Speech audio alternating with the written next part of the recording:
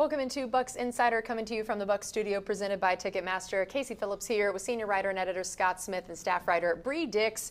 Another off-season edition of the Insider, which means we're, of course, talking about things like free agency, like the draft.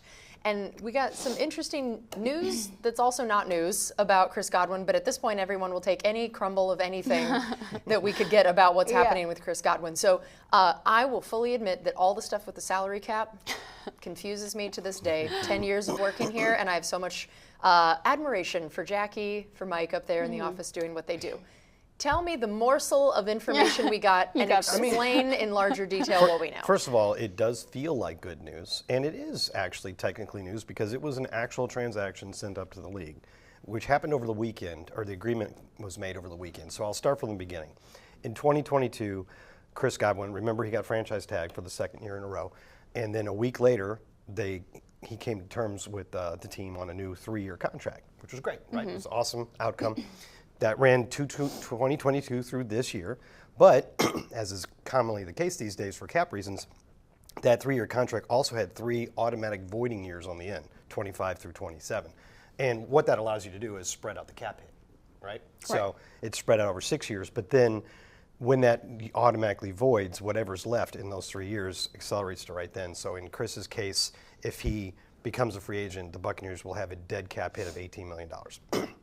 So you set a specific date for when those years void. And when they signed that contract back in 2022, they made the date 23 days before the start of free agency, specifically because that would be 1 day before the franchise tag window opens. You have to be able to use a franchise tag on a player, that player has to not have a contract for the next year. And even though it was going to automatically void, the contract did exist for 2025. So it had to be voided before the franchise tag, or you couldn't use a franchise tag. You with me so far? Sure. Yep. Yeah. Tracking. So over the weekend, with the franchise tag window arriving on Tuesday, the Buccaneers and Chris Godwin agreed to change the date of the voiding contract to March 12th, which is the day the new league year begins at 4 p.m.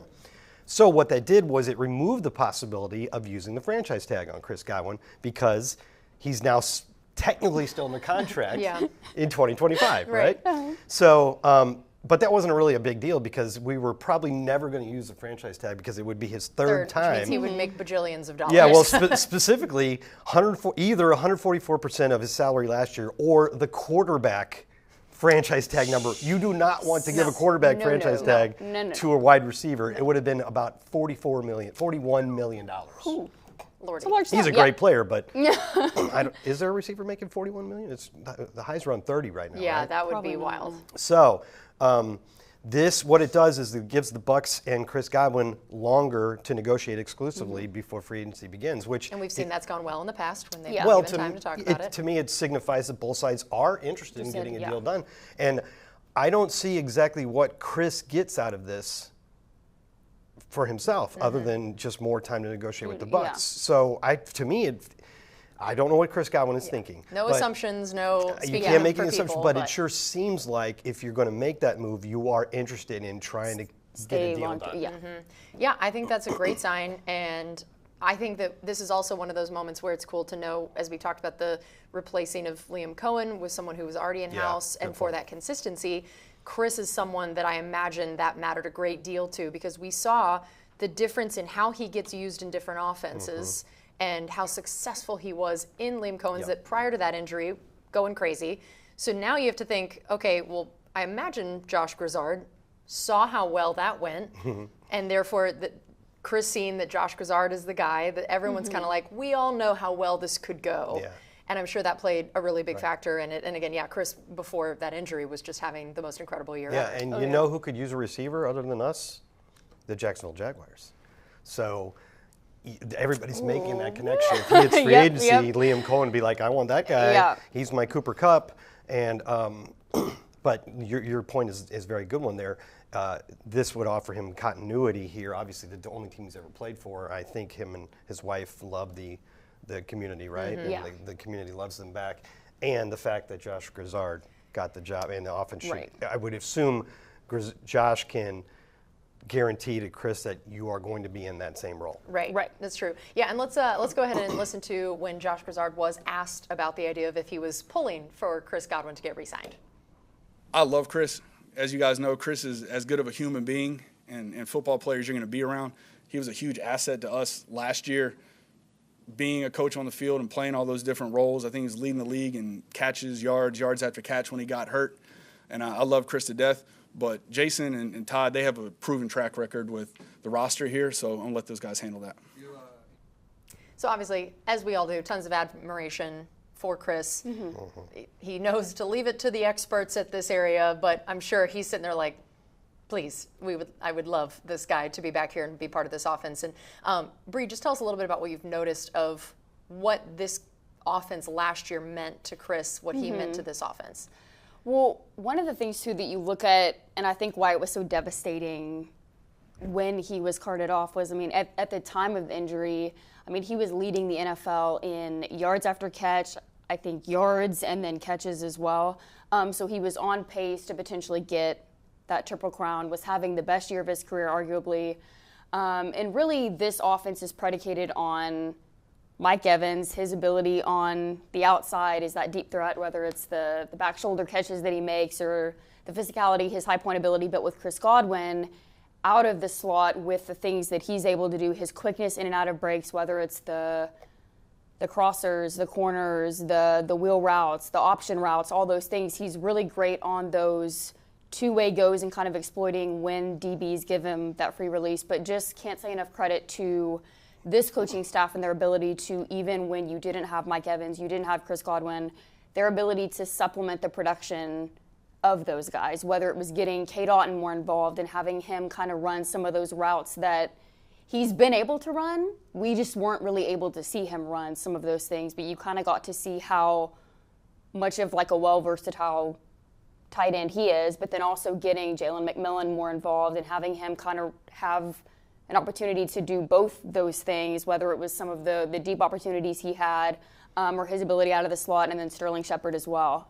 So I think it's exciting just to see the continuity that they're going to be able to have, some of the verbiage the same, and things that are able to translate from last year. And obviously it'll be his system. He'll probably incorporate some little nuances and some different things, but I think, as we mentioned earlier, but one of my main takeaways from his press conference was just you aren't starting from scratch, and so now they're going to be able to fine-tune a little bit of those details, and I think part of that is going to be looking at ways for Mike Evans and Chris Godwin, if they get that long-term deal done, and being able to use those guys to exploit defenses. Absolutely. When you think of Mike Evans, the quintessential Mike Evans play, it's like the back shoulder fade in the end zone, right? Like the one against Carolina last year. When I think of Chris Godwin and the quintessential play, Chris Godwin play, what I picture in my mind is it's 3rd and 12. They throw him a tunnel screen. You don't expect them to get the first down. Yeah, you expect and he picks like the 5. perfect lanes and just makes the subtle little moves to get to those lanes. And you see him, you're watching the marker and you see him and he gets there and you're like, he did it again. He did, yeah. I completely agree. And so you brought up the idea of how Chris Godwin most likely not going to be a franchise tag guy. Can't now. Can't be now, but even before then we knew probably not an idea that we were pursuing on that front.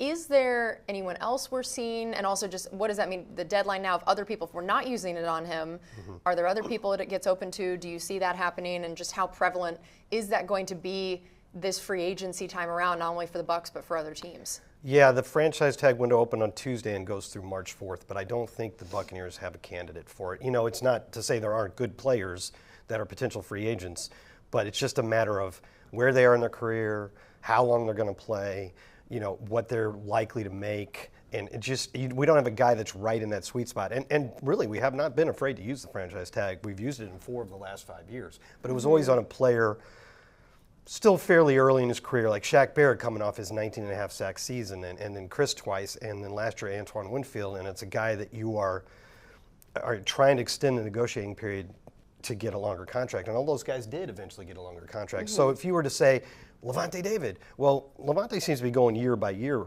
right now in his career, right? And I don't think that necessarily both sides are looking for like a new 3 or 4 year deal. So you're probably not using that on Levante, and then I just don't think we have a guy.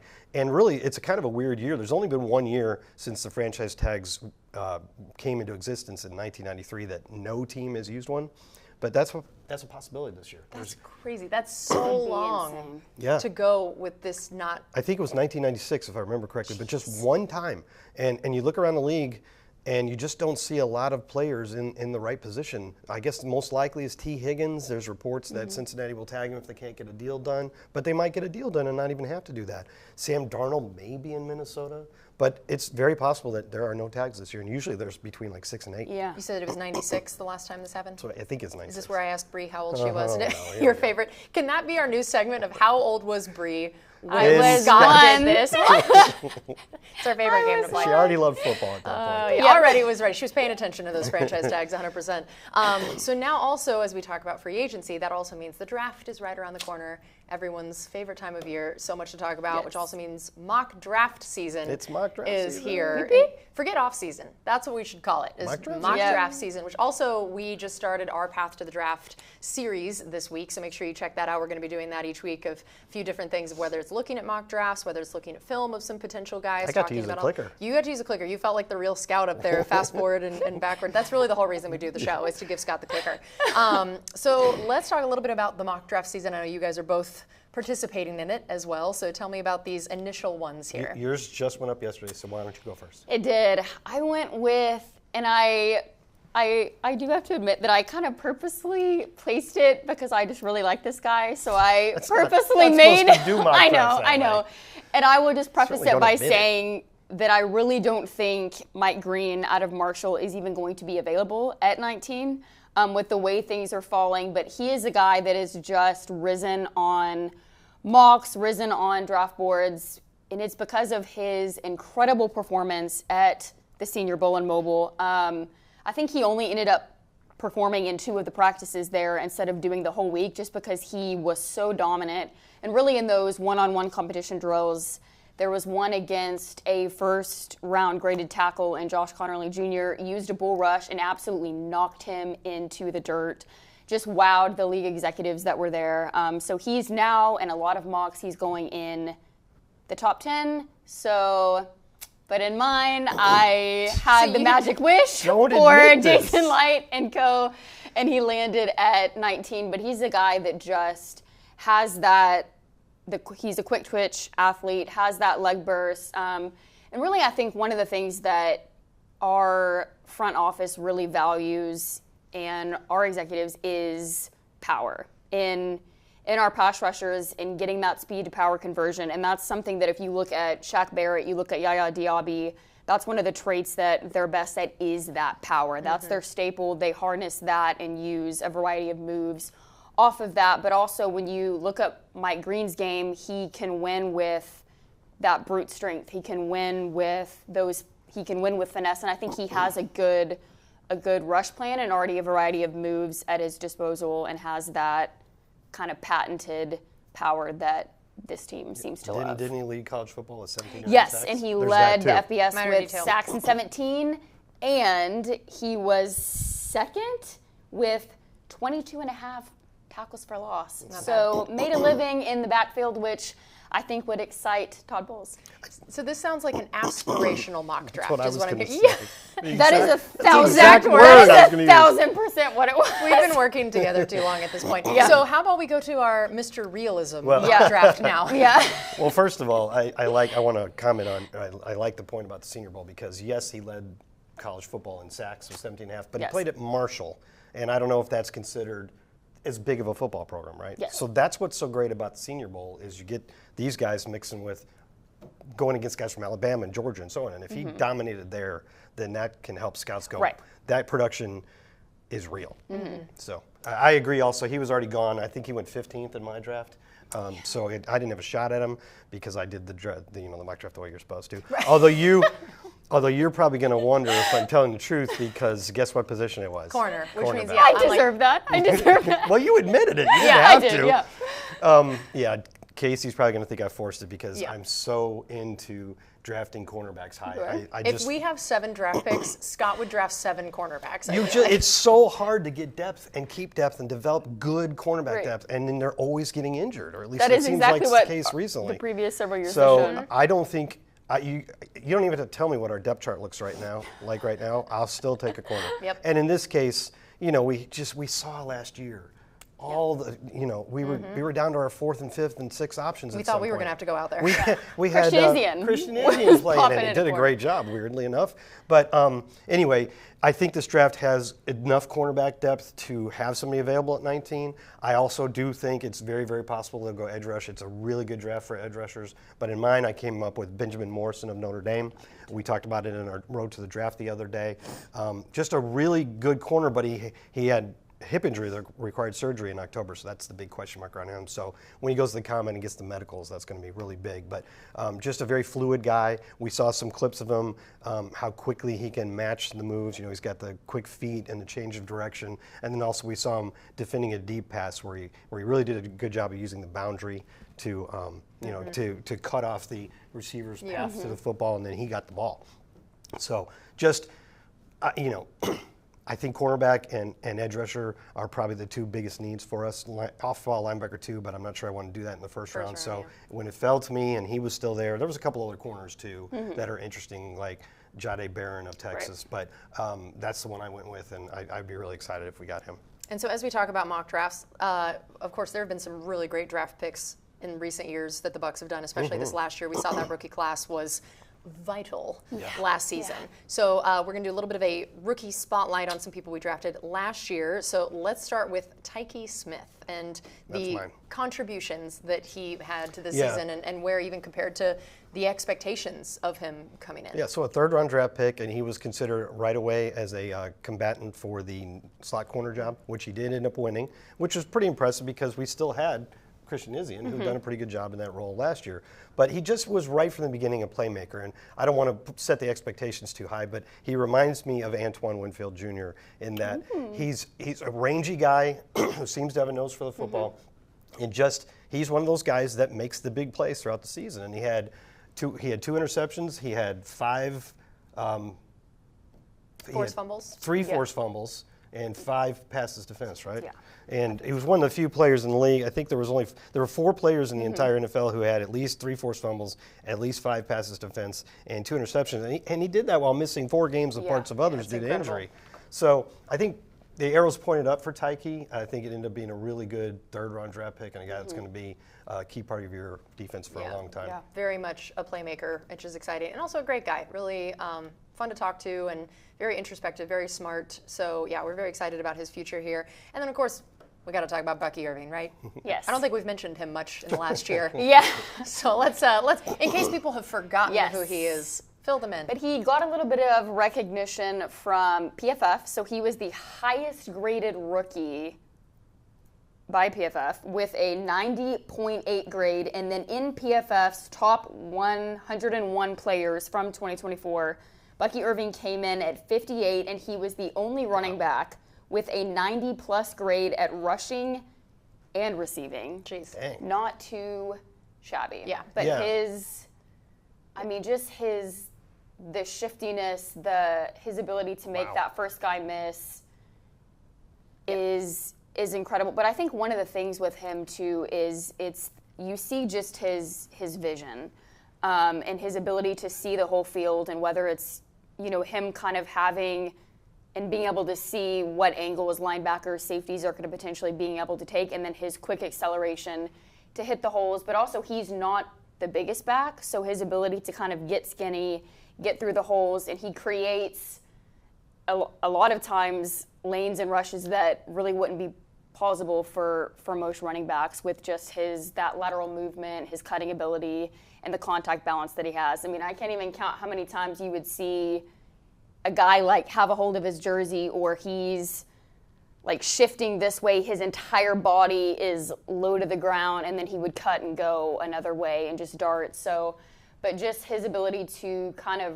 resurrect the Bucs ground game that had been ranked last in the league the previous 2 years, and then to be 4th I mean, if you had said that we would be a top 5 rushing attack, not many people would have said yes. And he was a big portion of that, and just kind of the counter gap scheme that the Bucs really took off with and kind of became the staple, which was what Bucky accelerated and did so well with at Oregon, so they implemented it here. That was a really fun highlight package there. Yeah, that was great. We could have just rolled that instead of our show, frankly. I always feel like that wonder. would be great. I always wonder when you see a guy like that just making all those moves upon moves, those just quick cuts. All of a sudden, how much they're actually thinking, and how much is just instinct. Yeah. Like, you don't even think about it. You just move. You just go. Move. Yeah, I don't think you have time to think. Yeah. Or if you do, then that hole's gone and it's too late. And which you is either what's amazing. have that or you don't. Yeah, right? I completely agree.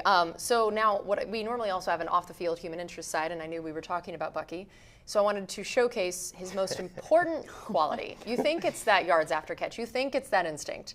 I argue it's his flag football coaching ability. So we mic'd him up during the girls' preseason classic here this last week because running back coach Skip Pete, his daughter was on one of the teams participating. So Bucky decided he was going to go coach that team, and coach he did. So we have a beautiful little teaser clip for you of the full mic'd up. So let's take a look. Go get it. Go get it. Go! Ah! There we go! Ah! Listen, we're going trips left, and the ones that's on the left, they run slants. Get them away. She's going to be wide open to the flat by herself. Okay. Promise you this touchdown. Get that touchdown. Easy. Easy. Easy. Oh, that's a play call. Come on. Come on, man. It's a play call. So I love everything about this, and I cannot stress to you enough how much you need to go watch the entirety of it. It is up now wherever you watch Buccaneers content, social media, all of that. I didn't get to see the finished one yet. It's just been aired. I happen to sit near the producer who's been working on it, so I've gotten to hear it over and over this last week. I don't know if he included this one clip, but there's a part where basically, it turns out not only was he coaching, there was a little bit of trash talking happening, which I'm sure everybody was shocked by. And when he went to go kind of say hi to the other team that they were playing against at the end, one of their players was like, no, I'm not going to dap you up. Not having it, huh? Like you were trash talking me the whole time, and you could see Bucky was like, oh, okay. All right, I like that. So it was incredible to watch. We loved his participation. Also, the tournament as a whole was incredible. There were a record number of teams and players, and so fun to watch, so fun to have here. So make sure you check out, A, just all the coverage of that tournament, but B, the full version of his mic'd up. If he has even a fourth of that energy during our games, I feel like we're good to go. That was I don't think incredible. I've ever seen him that animated, to be honest. It was amazing. We found his post-NFL career, I think, his coaching girls flag football. So we will close with this, our trivia question of the day. We stumped you last time, so we decided we'd let you redeem yourself a little bit by coming up with the trivia question yourself. This is the end? Oh, not the end. Sorry, we do have more. We're just going going to. We're just doing it right now. Are you going to read it? Yes, our trivia question. Tell us, and then we'll give people some time to listen in. Okay. In 1993, the first year of true free agency in the NFL, the Buccaneers landed a future Pro Bowler in linebacker Hardy Nickerson from the Steelers. At the same time, 2 prominent Tampa Bay players left in free agency to sign with the Cleveland Browns. Name either one of them. Interesting. To give you a little clue, at the time they left, they were both the team's all-time leaders at their positions in terms of production. Well, considering this is 1993, and we this already is, know. 2 years before I was born. Were you -2? I'm So you remember perfectly. Yeah. Interesting. Didn't your birth year coincide with kind of the end of the Dallas dynasty, the Cowboys dynasty? It's all Bri's fault. You were in Yeah. Dallas, and ever since you were born, I they have heard not. that. Yeah. Yeah. Okay. Amazing. Okay, well, Thanks. we will. Before All we of Dallas is glad that you left. Before we give the answer to it, They still haven't won. we will close with our free agency deep dive. We recently talked about how many of the inside linebackers were free agents. We figured now we'd kind of move to the outside linebacker position and discuss, again, multiple people in this position group are potentially free agents. And so tell us just kind of the situation of who could be free agents and what we see happening with that very important position group. So Anthony Nelson is going to be a free agent for the second time. He finished a second contract with the Buccaneers, which is impressive, especially for a 4th-round pick. And he's always been kind of considered that steady Eddie guy, right, who does everything right. He made the biggest defensive play of the entire year, which you're watching right now, for the Buccaneers to force that fumble in overtime so for us to get the win there. Just a guy I think that the coaches have always appreciated, and he generally finishes the season around 4 or 5 or 6 sacks.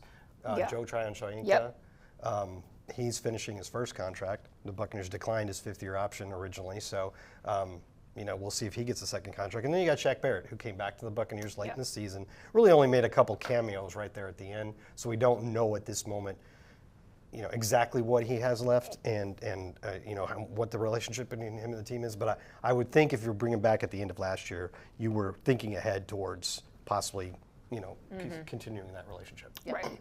Yeah, and I think that's going to be an interesting group. I mean, we've talked about how important that group is, and then especially for free agency, and then draft, what that means. That I know they're going to want to, regardless of how many of these people they bring back or not, they're probably wanting to add to that position group. Yeah, which, Bri might be right about us going edge rusher in the first round. Yeah. Thank you.